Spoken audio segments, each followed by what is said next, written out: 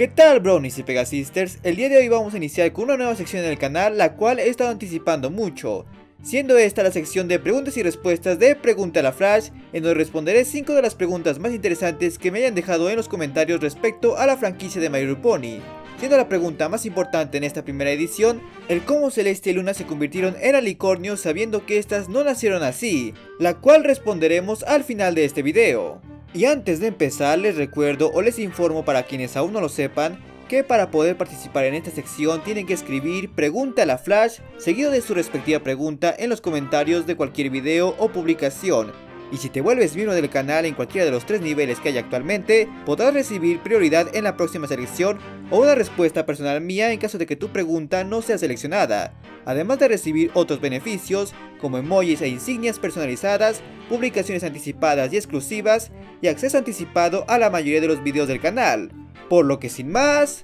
comencemos. En nuestra primera pregunta, Brandon de NECA cuestiona si veremos a la reina Chrysalis de vuelta en la G5 y si esto ocasionará que activen nuevamente los elementos tal cual como pasó en la G4.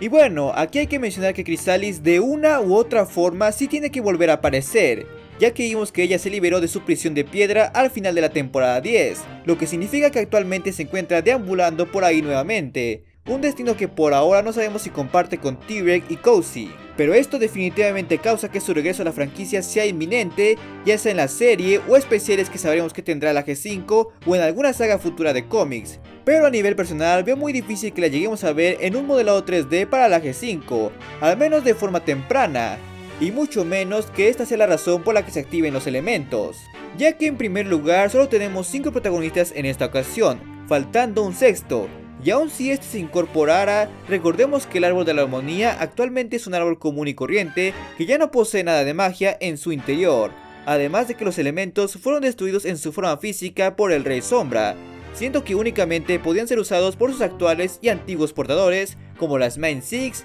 los Pilares y los Young Six. Por lo que la idea de que haya nuevos portadores en esta generación la veo muy difícil, aunque no imposible. Aparte de esto, habría que justificar qué fue de Chrysalis en todos esos siglos o milenios que hay entre ambas generaciones, dado a que estando libre no podríamos asociarlo con ser una estatua, por lo que el camino más probable que veo es que ella aparezca en una saga de cómics posterior a la actual, en donde funja como antagonista principal o al menos de gran importancia, y ella termine volviéndose una pieza clave en los conflictos entre naciones y razas que eventualmente estallen en esa guerra que venimos especulando, la cual dará pie a los eventos de la G5.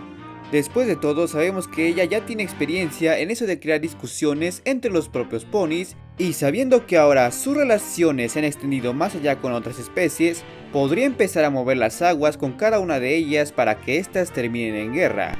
Algo muy similar a lo que Discord hizo con los primeros portadores de la armonía, los cuales terminaron por atacar Cunámbula y fueron vencidos por los caballeros de la armonía, causando que estos a su vez enterraran los árboles y se aseguraran de que no fuesen activados nuevamente, dado al temor de que el atentado se repitiese. Y como curiosidad, se sabe que en Cunámbula hay una especie de santuario con grabado de Discord, Chrysalis y Cosmos, como si estos fueran vistos como demonios, cosa que con Discord tiene sentido por lo ya mencionado, pero con Chrysalis y Cosmos aún no se sabe, dado que ellas jamás han tenido interacciones conocidas con Cunámbula, por lo que esto podría ser una pista de que, al menos Chrysalis, aún tiene una atrocidad por cumplir.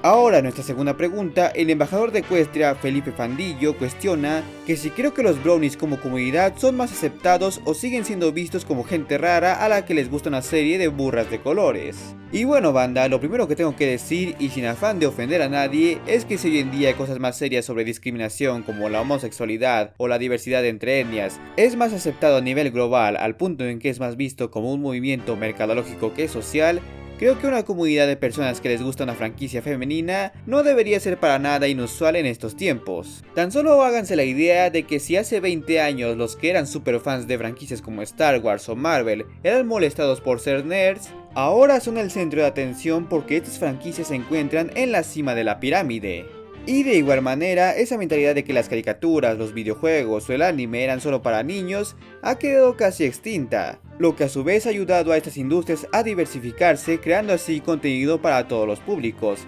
al grado en que la gran mayoría de los videojuegos y animes en la actualidad son enfocados en un público adulto y hay una gran cantidad de series animadas adultas con distintos temas y estilos. Eso sin mencionar de que My Little Pony no es la única serie animada infantil en la actualidad que posee una fanbase adulta, ya que hay muchas otras series en la misma situación, aunque quizás no con la misma escala. Ahora bien, puedo decir de que a nivel personal no he tenido ningún momento de desprecio o rechazo por ser brony, ya que todos mis familiares y amigos que saben esto, realmente se lo han tomado con algo de indiferencia. Porque después de todo saben que solo es un gusto por una serie, no es como que esté tomando drogas o haciendo actos ilícitos. Ahora bien, si quisiéramos desmilitar al fandom por actos vergonzosos y hasta cuestionables que han hecho ciertos miembros de este, la verdad es que hablamos de casos muy aislados de la comunidad en general, y que realmente tampoco es como que sea algo exclusivo de nosotros, ya que cosas como atacar a artistas o escritores es algo que pasa en cualquier fandom, pues tan solo recuerden los ataques y amenazas de muerte que recibió un artista por hacer a Rose Cuarzo de Steven Universe de complexión delgada, o los ataques que recibió alguien por retratar a Amity Blythe de The Old House como una heterosexual,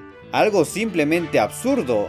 Y si quisiéramos hablar del tema de la regla 34, pues es el mismo caso, ya que no solo la animación, sino que el entretenimiento en general está en las mismas. Sí, quizás no al mismo nivel que la mayoría de los casos, pero realmente nadie se salva. Además de que no somos el único fandom que usa animales antropomórficos para esto, porque hay muchas otras series y películas con estas características que también son afectados severamente por este tipo de arte, por lo que no hay realmente un argumento sólido para despreciarnos. Además, al menos nosotros podemos decir que miembros de nuestra comunidad no se pusieron como psicópatas en un McDonald's por una salsa de edición limitada o se pelearon por unos boletos en una película que va a estar en cartelera todo el mes. Por lo que sí, no somos un fandom perfecto, pero ninguno lo es.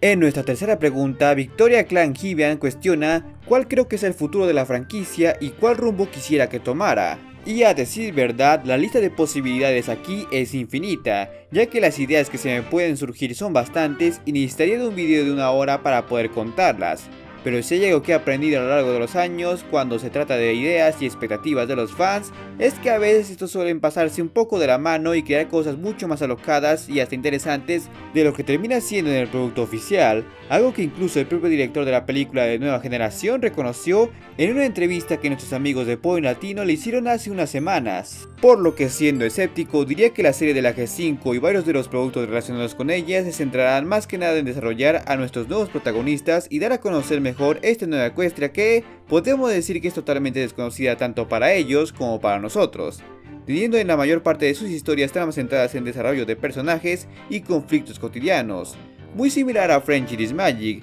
teniendo ese trasfondo y misterio oscuro muy en segundo plano o hasta en tercer plano, al menos en un principio. Claro, esa sería la primera opción. La otra que considero más adecuada pero menos probable es que lleven a cabo una historia más lineal, enfocada y con una continuidad más marcada, que haga un buen balance entre desarrollar a los personajes y contar una historia, preferentemente la historia de descubrir por qué Equestria se dividió.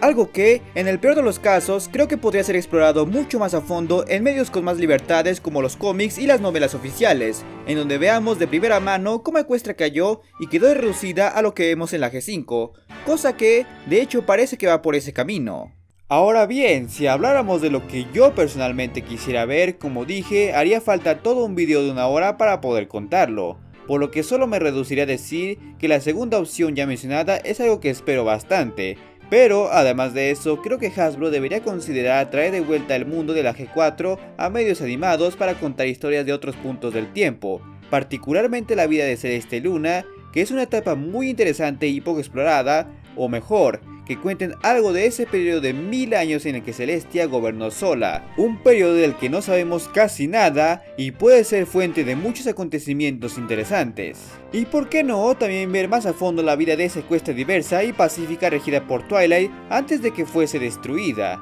además de poder conocer la historia a fondo de varios personajes como los villanos, de los cuales ya tuvimos una probadita en los cómics de Friendship is Magic. Básicamente hay mucho hilo de donde cortar. Ahora, en nuestra siguiente pregunta, Raúl Ponce cuestiona qué creo que haya pasado con las otras criaturas que hemos conocido en la G5.